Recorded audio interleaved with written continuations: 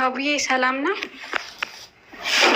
ሰላም ነው፣ እግዚአብሔር ይመስገን። ስላስገባሽኝ አመሰግናለሁ። ደግሞ አክሲዮን አላት፣ ቤት አላት፣ ሌላ ምን አላት? ታድላ ሀብታም ናት። እሺ እኔ እናት እንኳን ደህና መጣሽ። አስተማሪ ታሪክ አለኝ ብለሽ ጽፈሽ ነበር ያስገባሽ? አዎ አለኝ። ያው ታሪኩ ረጅም ነው። በእርግጥ አጠራ አድርጌ ለማቅረብ ሞክራለሁ እና እኔ አሁን ያለሁት ባህሬን ነው። ስደትን የጀመርኩት በ16 ዓመት ከግማሽ እንደዛ ነው። ከ7ኛ ክፍል አቋርጬ እኔ ወደ ኩዌት ነበር የሄድኩት። ከዛም በኋላ ኩዌት 2 ዓመት ሰርቼ ኮንትራት መሳፈር ስፈልግ ሴትዮ አላሳፈርሽም አለችኝ እና ከዛን ጠፋሁኝ። ማለት ቤታችን የሴትዮ ልጅ ቤት ጠፍታ የምትሰራ ልጅ ገባች እና እሷ አስጠፋችኝ። ስልክ ምናምን አልነበረም፣ ግን በእሷ ምክንያት ስልክ አስገዝቼ ጠፋሁኝ። ከዛም በኋላ ጠፍቼ የገባሁባቸው ሶሪያዎች ነበሩ። ከዛ እዛ ቤት እየሰራሁኝ ታመምኩኝ። ማለት ጆሮዬን አመመኝ። በተኛውበት የሆነ ነገር ሲመታኝ የሆነ ታወቀኝ እና ከዛ ጠዋት ላይ ፌንት ሰራሁ። አፋፍሰውኝ ሐኪም ቤት አስገቡኝ። ግን ምንም ነገር የለብሽም ተባልኩኝ። ከዛም በኋላ ግን በቃ ይተወኛል እያልኩኝ እየባሰብኝ የሆነ የሚጮህ ነገር ጆሮዬ ውስጥ ተፈጠረና ከዛን አመት ከምናምን እንደምንም ሰራሁኝ። ከዛም በኋላ ግን በቃ ወደ ሀገር መግባት አለብኝ ብዬ ሳስብ ወደ ሀገር መግባትም ከባድ ነበረ። ያው ህገወጥ ስለሆንኩኝ ራሴ ፖሊስ ጣቢያ አካባቢ ምናምን ሄጄ ተያዝኩኝና 15 ቀን ታስሬ ወደ ኢትዮጵያ ገባሁኝ። ከዛም በኋላ ኢትዮጵያ ገብቼ ሙሉ ምርመራ ሳደርግ ምንም የለብሽም ነው የሚባለው እና የመጨረሻ እንትን ቦሌ ሩዋንዳ መስማት የተሳናቸው ምናምን አለ ትምህርት ቤት ስሙን ረሳሁት እና እዛ ተላኩኝ። ከዛ ስለካ የግራ ጆሮዬ 70% የቀኝ ጆሮዬ ደግሞ 80% ነበረ። የመስማት አቅሙ እየቀነሰ ሄደ ማለት ነው። ከዛም በቃ ማለት እዛ ጋር ያሉት አብዛኛዎቹ የምልክት ቋንቋ ተማሪ ወደፊት ሙሉ ለሙሉ ላሰሚ ትችያለሽ ምናምን አሉኝ። እኔ ግን በቃ ያን ነገር መቀበል አቃተኝ እና ከዛም በኋላ በቃ እጅ ላለመስጠት ብዬ ያደኩበት ህይወትም ትንሽ አስቸጋሪ ነበር። ማለት ከዘመድ ጋር ነበር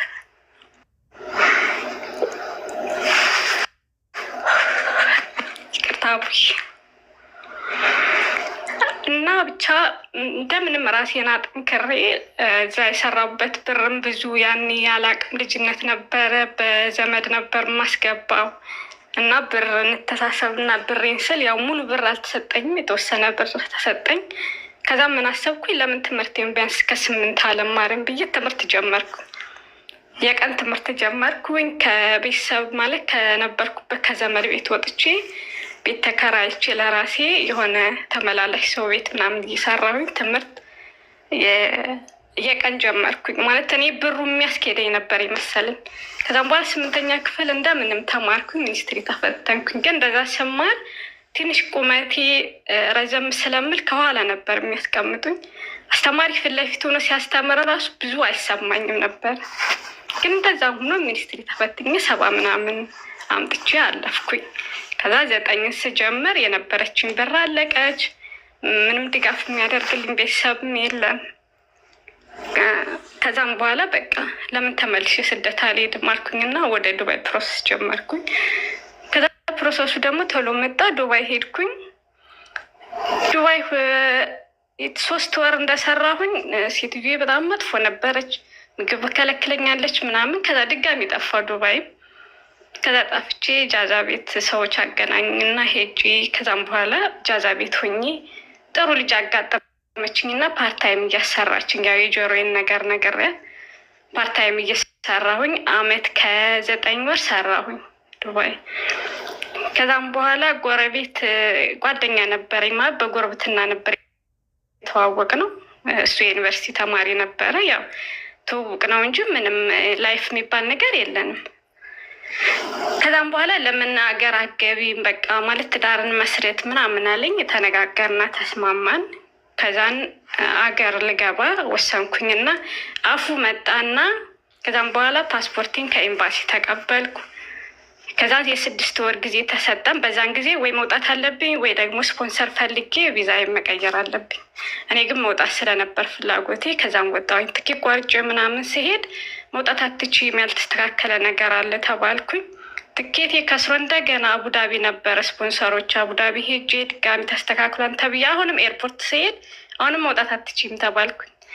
ከዛም በኋላ አልቅሼ በቃ እኔ መውጣት ፈልጋለሁ ከዚህ ሀገር በቃ ተመልሼ አልመጣም ብዬ ነው እንትን ያልኩት። ከዛ ሳለቅስ ፖሊሱ አሳዘንኩት መሰለኝ አስወጣኝ። ይሄ ፓስፖርታችን ስናሳይ እሱ አይከፍትም በር አይከፍትልኝም የሆነ ያልተስተካከለ ነገር ስላለና በሆነ ቦታ አስወጣኝና በቃ ሄድኩኝ። አገር ገባኝ። እግዚአብሔር ይመስገን ትዳር መሰረትኩኝ። እግዚአብሔር ይመስገን ያው በ2 ልጆች ተባረኩኝ። ባለቤቴ መልካም ሰው ነው፣ የስራ ሰው ነው። ከዛ ህይወት ቀጠለ።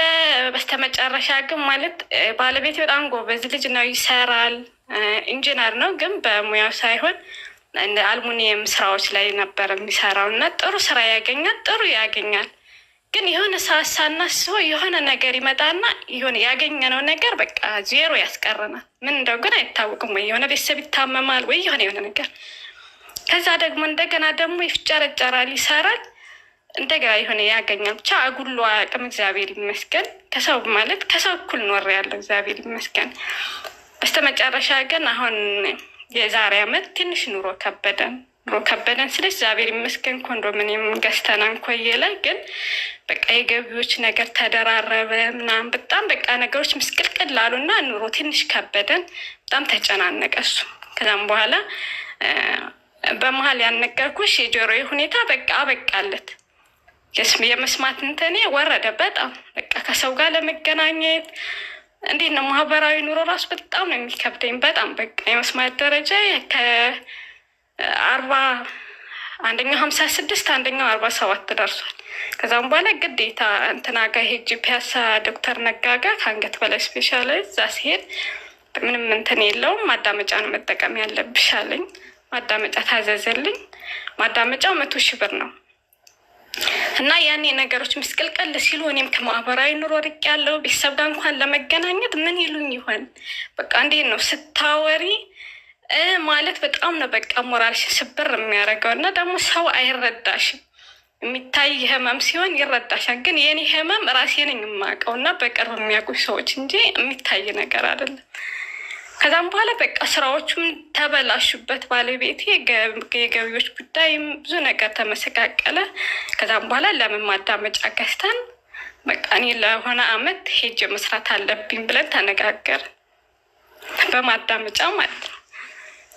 ከዛም በኋላ ማዳመጫ ተገዛ በ100,000 ብር። ግን ልጆችን የሚሰውም የለም። ያው መጨረሻ ላይ ሰራተኛ ተደርጎ ባለቤቴ ከሰራተኛ ጋር ሆኖ ልጆች ልይዝ እኔ ደግሞ ያው ዱባይ ስሞከር ዱባይ መግባት አልችልም። ምክንያቱም ያኔ ነገሮች አልተስተካከሉም። ስወጣ እኔ በቃ ድጋሚ አልመለስም ትዳር ከመሰረትኩኝ ብዬ ነው ያሰብኩት።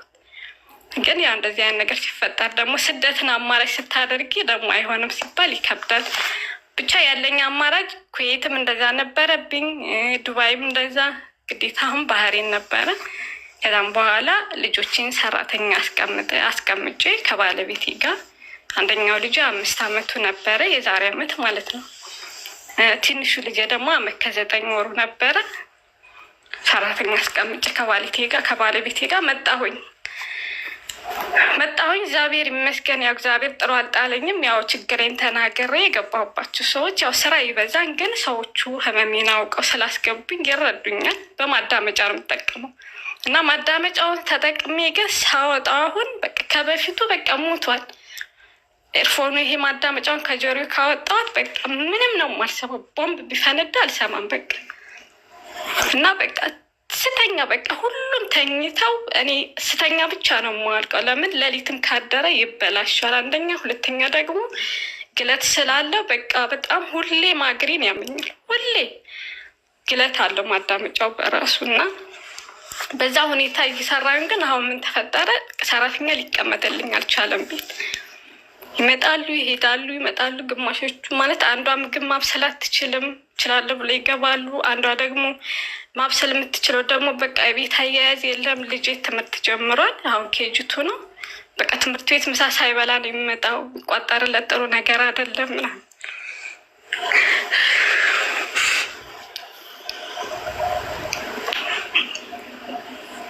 እና ማለት ሆነኛ ዘመድ የለኝም። እናቴ ክፍለ ሀገር ነች፣ እህቴም እንደዛ። ብቻ ችግር ሲፈጠር አክስቴ ነች ፈጥና የምትደርሰው እና በዛ መሀል ዘንድሮም ያው የገቢዎች ነገር በጣም ከባድ ሆነ። ያው ፈቃድ የስራ ፈቃድ ስላለው ማለት ነው ባለቤቴ በአልሙኒየም ዘርፍ። ከዛም በኋላ እሱም በጣም ተጨናነቀ። ማለት ባሌ መልካም ሰው ነው፣ ጥሩ ሰው ነው። እንደ ሁሌ ራሱን ይወቅሳል። እኔ ላኖር ሲገባኝ በአርቲፊሻል ነገር እየተጠቀምሽ አንቺ ስደት መላክ እያለ ራሱን ይወቅሳል። ግን ማለት እኔም ልርዳው ብዬ ነው ደስ ብሎኝ የመጣሁት። ነገሮች ደግሞ እንደጠበቅ ነው አልሆናሉ እና ሰራተኛማ የለም ቤት። እሱ ወጥቼ ለስራ ሲል ልጆቹ ይጨነቃል። ቤት ደህና ሰራተኛ የለም። ከደላላ ደግሞ ሰራተኛ ሲመጣ ጊዜው በጣም ከባድ ጊዜ ነው እና እሱ ደግሞ የሆነ የክፍለ ሀገር ስራ ምናምን ሲያገኝ መሄድ አይችልም። አንደኛ ህፃኑ ትንሹ ልጄ በቃ እሱን አቅፎ ካልሆነ አይተኛም። ትልቁ ልጄ ደግሞ በቃ በፊትማ ነበረች ትምህርት ቤት የምትወስድኝ፣ አሁን ደግሞ አንተ ነበር። አሁን ብቻዬን ከሰራተኛ ጋር አልሄድም ይላል ትምህርት ቤት ራሱ ማለት ነው። ከዛ በዛ መሀል ባለቤቴ በጣም በቃ ስትረት ውስጥ ገባና በጣም ተጨናንቆ መጨረሻ ላይ ስኳር ያዘው እና በቃ ባለፈው በጣም ታሞ ሆስፒታል ገባል። እኔ ማለት ደብቆኝ ነበር፣ መናገር አልፈለግም። ስደውል ስልኩን በቃ አነሳ። መጨረሻ ላይ ምን ሆነ ነው ብዬ በጣም በቃ ፈራሁኝና አልቅሼ ወይስ ሳረግ ሰምቶ መለሰና በቃ አሞኝ ነው ምናምን ብሎ የሐኪም ቤት ወረቀት ምናምን ላክልኝ እና ስኳሩ በጣም በቃ ኦቨር ሆኗል፣ ፊቱን ቀይሮታል ምናምን። አንድ ቀን ተኝቶ ግሊኮስ ምናምን ተደርጎለት በቃ ግዴታ መድኃኒት መጀመር አለበት ተባለ እና መድኃኒት ጀመረ። አሁን በቃ ያሳሰበኝ በቃ ማለት ነይ ያለኝ መምጣት አለብሽ። ምክንያቱም አንደኛ ሰራተኛ የለም፣ ሊቀመጥለት አልቻለም። አመጋገቡም ደግሞ የሱ ያው ስኳር ነገር ጨው የበዛበት አይበላም። ስኳር ነክ ነገሮች፣ ስንዴ ምርት ነገሮች አይበላም። ያን የምታደርግ ሰው ደግሞ ልናገኝ አልቻልንም በቃ እና ምስቅልቅል አለ እዛ ጋ። አሁን ከምንም በላይ እያሳስበኝ የባለቤቴ ህይወት ነው ያሳሰበኝ። እዛ ጋ እየተጨነቀ ስኳሩ ከፍ ይላል በቃ እና እኔ አሁን እዚህ ጋር ራሴን ራሱ ስራ መስራት አልቻልኩም። በቃ አለቅሳለሁ። ማታ ጠዋት ስነሳ ማዳመጫው ገለታ አለ። በቃ ራሴን ታመሜ ነው በቃ እየተንገዳገድኩኝ ነው በቃ እጅ ላለመስጠት ማለት ነው። መጨረሻ ላይ በባለፈው በቃ ማታ በጣም አልቻልኩም ነው በጣም ጮኬ ያለቀስኩኝ እና ሴትዮ ጋ ሄጄ እኔ አልቻልኩም። እስከ ዛሬም በቃ ልጆቼ እንደዚህ ብዙ ችግር አለ ግን አለ አይደለ ችግርን ለማሸነፍ ነው ደግሞ እኔ ችግር ላይ የመጣሁት። እንደዚህ በማዳመጫ እየተጠቀምኩ ሁሌ ማግሬን እያመመኝ የምሰራውን ግን የባሰ ነገር ገጥሞኛል። ባሌ ታሞብኛል። ልጆቼንም እንደዚህ ኬር የሚያደርግልኝ ሰው የለም እና እባክሽ ልሂድ ፍቀጂልኝ አልኳት እና እግዚአብሔር ይስጣት። በእርግጥ እሷ ያው እኔ ልክሻለሁ ቢሮ በወስድሽ ሊመቱሽም ይችላሉ፣ እንደገና ደግሞ ክፈይ ሊሉሽ ይችላሉ። ምክንያቱም አመት አልሆነሽም። አመት የሚሆነኛውን ረመዳን ሲያልቅ ነው። የረመዳን ነበር የመጣሁት የዛሬ አመት እና እኔ ሰራተኛ ላይ ግፍ መስራት አልፈልግም። ተባበረሽ ይችላሉ ግን እሱንም ረመዳን ጨርሰሽ ነው አለችኝ ማለት ነው። እና እግዚአብሔር ከፈቀደልኝ ያው ረመዳን ሲያልቅ ሄጄ ለባሌ ደርስለታለሁ፣ ለልጆችም ደርስላቸዋለሁ ብዬ አስባለሁ እንደ እግዚአብሔር ፈቃድ። እና ማለት ይህ ታሪክ ያስተምራል ብዬ ያሰብኩት አንደኛ ነገር በቃ እድሜን በስደት ብዙ አመታት ሰርቻለሁ። አሁን ኩዌት ስንት አመት? 2 አመት፣ ዱባይ 2 አመት፣ እዚህ 5ኛ አመቴ ማለት ነው። እዚህ 1 አመት፣ አጠቃላይ 5 አመት ሰርቻለሁ። ግን ምንም ይሄ ነው የሚባል የለም። የጎላብኝ ጤናዬን ነው ያጣሁት። ምክንያቱም ኩዌት እያለሁ ነው ጤናዬን ያጣሁት። እዛ ተኝቼ የሆነ ነገር ነካኝ ምን አይታወቅም፣ በምርመራ አይታወቅም። እና አሁን ደግሞ የተሻለ ብር አመጣለሁ ብዬ እዛ ጋ ባሌ በብስጭት እንደዚህ ጤናውን አጣ እና ያው መቼም ያስተምራል ብዬ ስላሰብኩኝ ነው ያቀረብኩት ማለት ነው ታሪኬ።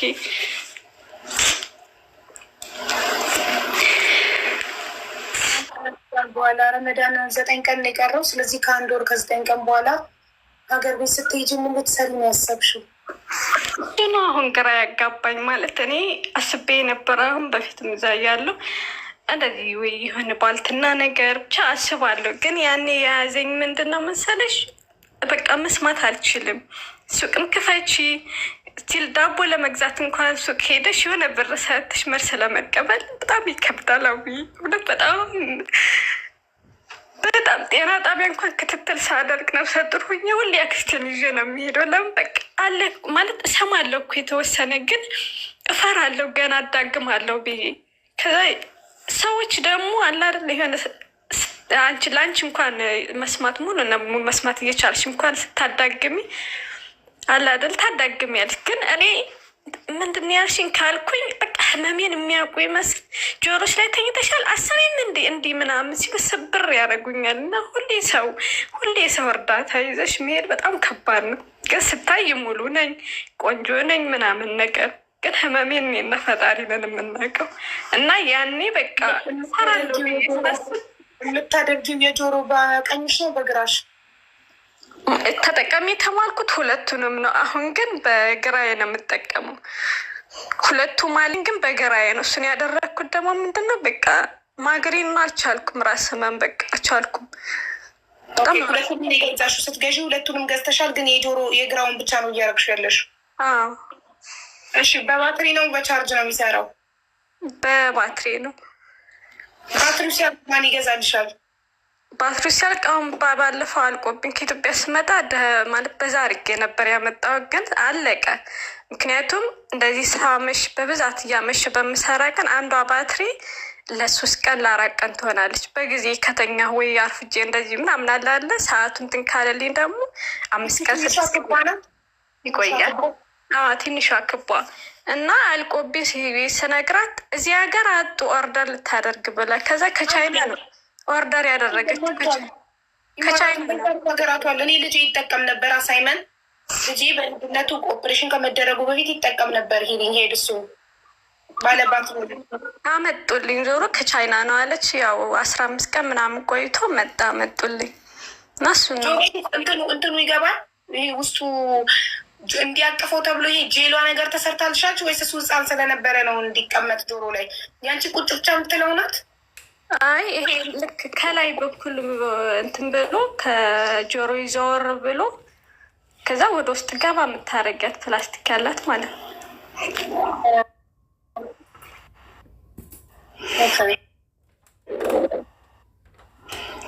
እና አሁን ኢትዮጵያ እሱ እኮ ማንም ሰው እድሜ ከፍ እያለ ሲመጣ ትልቆች እድሜያቸው ከፍ ብሎ በእድሜ ምክንያት በደንብ ካልተጮኸ የማይሰማቸው ከሆነ እሱን ሂሪንግ ሄድ ይታዘዝላቸውና ያደርጋሉ። ቶታሊ ለማይሰማ ሰው ሳይሆን ካልተጮኸ ለማይሰማው ሰው ነው። ቶታሊ ለማይሰማ ሰውማ ኮክሌር ኢምፕላንት ነው የሚደረገው። ይሄ የሚሰማ አሁን አንቺ ጮክ ካልተባለ ስለማይሰማሽ የእኛን ድምፅ አጉልቶ እንድትሰሚ ነው የሚያደርግሽ አይደል? ድምፁን ያጎላልና ያመጣል። የዝቅታ ድምፆችን ያጎላልኛል ማለት ነው። ጸበል ሞክረሽ ነበረ?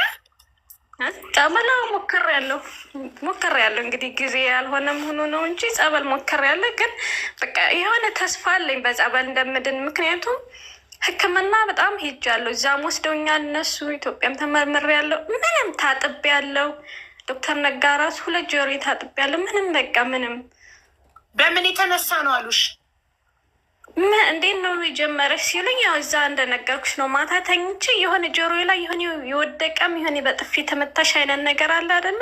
እንደዛ ነው የተሰማኝ እና በጣም አሳከከኝ። ሳካውን ያደርኩት ይሄ ጥጡ አለ አይደለ? ኩክ ማውጫው በሱ ሳካው አደርኩኝ። ጠዋት ስነሳ አዙሮኝ ወደኩኝ። በቃ ከዛም በኋላ ዶክተሮች አልነገሩሽም በምን ምክንያት እንደዛ እንደመጣብሽ? በምንም በቃ ወይ ተመተሻል አሉኝ። የመታኝ የለም ያልተመታሁም፣ የጀመረኝ እንደዚህ ነው ብዬ ነገርኳቸው። ምንም እነሱ ራሱ ግራን የገባቸው። ውስጡ ታምቡሩሽ ንጹህ ነው፣ ምንም ነገር የለውም ያሉ። ወይ አይመግል ወይ ምን አይል ምንም፣ ብቻ ግን ውስጡ ላይ የሚጮህ ነገር አለው። በቃ ውሽ የሆነ ድምፅ አለው። እንትን እንደዚህ እጅሽ ላይ አድርገሽ ቪዲዮ አብርተሽ አንቺ ፊትሽ ሳይታይ እጅሽ ላይ አድርገሽ የጆሮሽ ልታሳይኝ ትችያለሽ? አሁን ትችያለሽ? አንቺን ሳናይሽ የጆሮውን ብቻ ማየት ፈልጌ ነው። ከልጄ ጋር አንድ አይነት ነው አይደለም የሚለውን ለማየት ፈልጌ እንደዛ ይሆንልኛል። እሺ እሺ። የግራሽን ማውለቅ ካልፈለሽ የቀኙ ያላረግሽውን አለ አይደል? እሱን እንደዚህ ያርግሽ።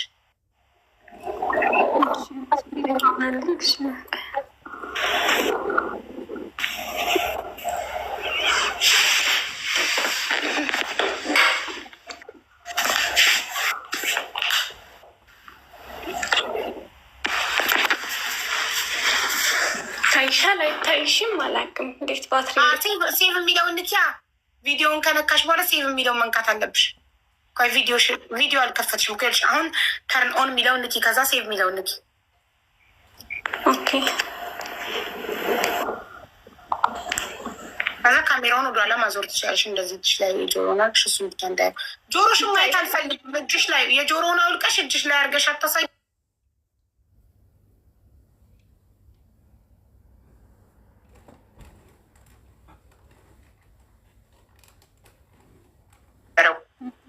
ይሄኛው ይኸውልሽ፣ ይህን የሚታገዝላቸው ይሄ ሂሪንግ ኤድ መስማት ለሚችሉ ግን ካልተጮኸ ለማይሰማቸው ሰዎች ነው። እሺ፣ ከናካቴው ለማይሰሙ ሳይሆን ከናካቴው ለማይሰማ ሰው ይሄ አይታዘዝም።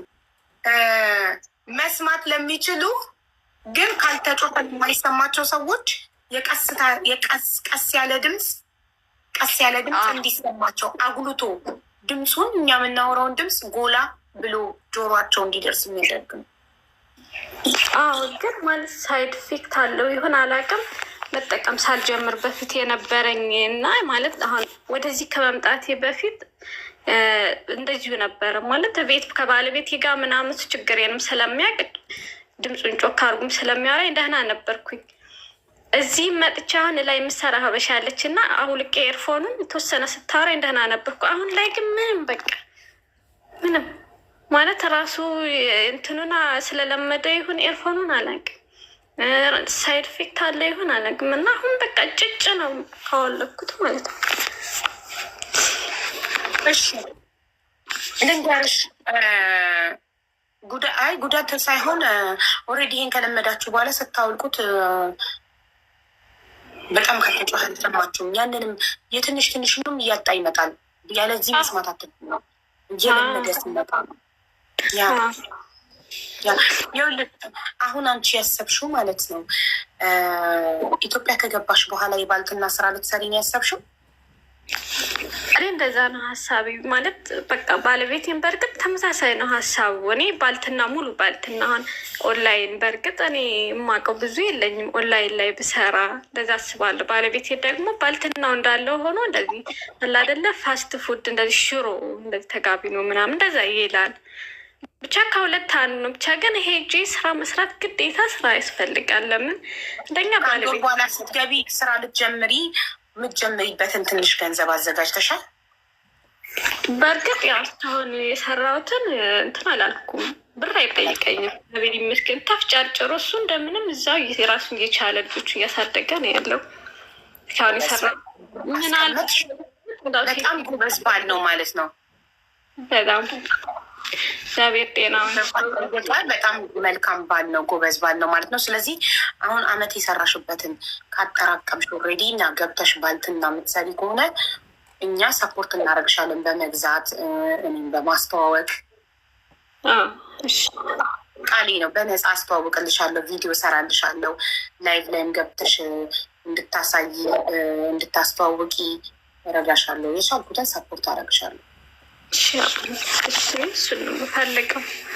ቀጥታ እንደሄድኩኝ አሁን ቢያንስ ለአንድ ሳምንት ወይ ለ14 ቀን ለራሴም ጸበል ያስፈልገኛል። ከኔም በላይ ደግሞ ባለቤቴን ጸበል መውሰድ እፈልጋለሁ። ለምን ስኳሩ ከምን ተነስቶ እንደመጣ ግራ ስለገባኝ የተወሰነ እሱም እኔም በመንፈሳዊ እንትን ማለት ስላለብን፣ ከዛም በኋላ ግን ብዙ መቆየት አልፈልግም። ወደ ስራ መግባት ነው የምፈልገው። ምክንያቱም እሺ ቁጥርሽን እንዳንጠፋፋ አሁን ሞዴሬተሬን መሲል ላስገባና ስልክ ቁጥርሽ ላኪላትና አሁን ቮይስ ላድርግልሽና ቁጥሬን ሴቭ አድርጊው እንዳረሳሽ እንዳንጠፋፋ። ከአንድ ወር በኋላ ኢትዮጵያ ከገባሽ በኋላ ስትመጪ ወይ ባልትናውን በከፈትሽ ሰዓት ስትመጪ እንዳረሳሽ ዋትሳፕ ላይ እንድትመጪ እና እንዳስገባሽ ላይ እሺ አቡዬ፣ እሺ ማለት አመሰግናለሁ። በጣም እውነት ደስ ነው ያለኝ። ማለት አከታተላለሁ ሁሌ ፕሮግራምሽን ልብስ እየተኮስኩኝ እከታተላለሁ። ያው አስተማሪ የሆናም ብዬም ስላሰብኩም አንድም ደግሞ ይሄው እንደዚህ ደግሞ እንደምረጅኝም በጣም አስተማሪ ነው። በጣም ጀግና ነሽ። በጣም ጀግና እናት ነሽ። ጎበዝ ነሽ። እና ግን አሁን ቶሎ መሄድና ትዳርሽን ቤተሰብሽን ማዳን አለብሽ። ለዚህ መልካም ባልሽ ልደርሽለት ይገባል። ልጆችሽን ከዚህ በኋላ በሰራተኛ ሊሰቃዩ አይገቡም። አንቺ እናታቸው ገብተሽ ልጆችሽን ባልሽን ቅፍ አድርገሽ መኖር እዛው ባልትናውንም ያልሽውን ሽሮቤትም ሆን ጀምረሽ ስራ እዛው ልጆችሽ አይነት ስር ሆነው እየሰራሽ እኛ ደግሞ ሰፖርት እናደርግሻለን። አንቺ ኦልሬዲ ገንዘብ አለሽ፣ ትንሽ ብትሆን ልታፍበታለሽ። እኛ ደግሞ ከስተመር በማምጣት በማስተዋወቅ ሰፖርት እናደርግሻለን። ቪዲዮ ሰራልሻለሁ። ስትጀምሪ እኔ ቃሌ ነው ቪዲዮ ሰራልሻለሁ በነፃ ላይቭ ላይ ደግሞ እያስገባው እንድታስተዋውቂ ፎሎ እንዲያደርጉሽ እንዲያዙሽ እናግዝሻለን። ስራሽን ሰርተሽ እንድትበይ እናግዝሻለን። ሻቡሽ በጣም ነው የማመሰግነው። በእውነት እግዚአብሔር አለሁ ይበላችሁ አለሁልሽ ስላልሽ በጣም አመሰግናለሁ። አቡዬ ሁላችሁንም አመሰግናለሁ በእግዚአብሔር ስም። እና ያው ለትንሽ ለእህቶቼ መልዕክት ማስተላለፍላቸው ማለት እንዲህ በስደት ላይ ስንንከራተት አንድ ማናስተውለው ነገር መስዬ ሶፊ አንዳችሁ ግቡ አንዴ ቁጥሯን እንድትሰጣችሁ እንዳንጠፋፋ በኋላ ጤናችን ላይ ብናደርግ ከምንም በላይ የሰው ልጅ ጤና ነው ወሳኙ። ጤና ካለ የትም ሆነን በምንም ሁኔታ እንሰራለን። ዋናው ጤና ነው እና ጤና ሲኖረን ብዙ አማራጮች ይኖራሉ። ስለዚህ በስደት ላይ ያሉም ሀገር ውስጥ ያሉም ሁሉም ጤናቸውን እንዲጠብቁ እግዚአብሔር ጤናቸውን ይስጣቸው። እውነት እኔ ከባድ ነገር ነው እያሳለፍኩ ያለሁት፣ ግን እግዚአብሔር ይመስገን የባሰም አለ። ጀግና ነሽ። ይኸውልሽ ሙሉ ጤና ይዞ ምንም አይነት እንከን ሳይኖርበት ወጥቶ የሚለምናለ። አንቺ ጀግና ነሽ። አንቺ የጆሮሽን ችግር እንደ ችግር አላየሽውም። ከነ ችግርሽ እየሰራሽ እየበላሽ ነው። እንደገና ደግሞ አሁንም አገር ቤት ገብተሽ መስራት ነው ያሰብሽው። እርዱኝ አላልሽም። እኛንን ስራሽን እናግዝሻለን። ገንዘብ ሳይሆን ስራሽን በማስተዋወቅ እናግዝሻለን። ከጎንሽ ቆመን ሁል ጊዜ እያስተዋወቅንልሽ እየደገፍንሽ ትሰሪያለሽ ያልንሽ እኛንን። አንቺ ጀግና ነሽ። ጀግና ሰው ምክንያት አያግደውም። የጆሮሽ ምክንያት ህይወትሽን ከመኖር አላገደሽም። ሰርቶ ቤተሰብሽን ከማኖር አላገደሽም። እና አንቺ ጀግና ነሽ። ያው አመሰግናለሁ። እግዚአብሔር ያበርታኝ። አሁንም እጅ መስጠት አልፈልግም። ለልጆች ጀግና እናት መሆን እፈልጋለሁ። ሰርቼ ራሴን መቻል አለ አይደለ? ባሌን ማገዝ። ባሌ በጣም ጥሩ ሰው ነው። እግዚአብሔር ያክብረው።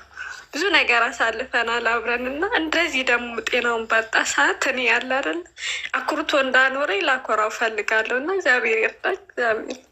እግዚአብሔር ያክበርልኝ። ሁላችሁንም አመሰግናለሁ። አቡዬ ኑሪልኝ። የድሃዎች በእውነት እንባችን የምታብሽ ነሽ ከእግዚአብሔር በታችና አመሰግናለሁ። አቡዬ በሰላም ይገላግልሽ፣ ልጅሽን ያሳቅፍሽ። አመሰግናለሁ።